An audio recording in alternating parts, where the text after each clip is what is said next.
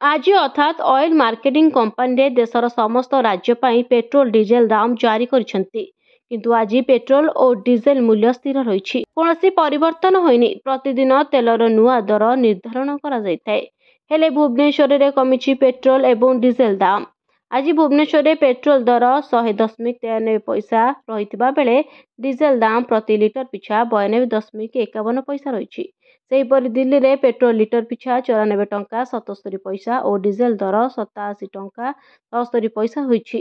मुंबई में petrol litre पिछा 103 टंका 50 पैसा होता बेले डीजेल लिटर पिछा 90.3 टंका रही।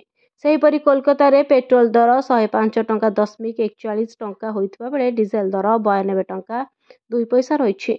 चेन्नई रे पेट्रोल दर 100 टंका 80 पैसा थिबा बेले डीजेल दाम 92 टंका 39 पैसा रही। प्रत्येक दिन सकाळ 6टारे पेट्रोल एवं डीजेल दाम परिवर्तन होता है। पेट्रोल एवं डीजेल मूल्य रे एक्साइज ड्यूटी डीलर कमिशनर एवं अन्य जिनिस जोड़िबा परे एहार मूल्य प्राय द्विगुणित हुए। वैदेशिक मूल्य सहित अंतर्जातीय बजार रे अशोधित मूल्य उपरे निर्भर करी पेट्रोल एवं डीजेल मूल्य प्रतिदिन बदली थाए।